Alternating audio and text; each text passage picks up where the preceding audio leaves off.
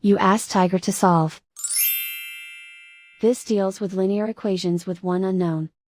The final result is x equals -5. Let's solve it step by step. Group all x terms on the left side of the equation. Subtract 4x from both sides. Group like terms. Simplify the arithmetic.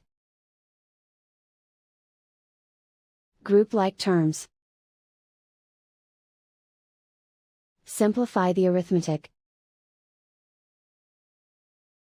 Group all constants on the right side of the equation. Add 7 to both sides. Simplify the arithmetic.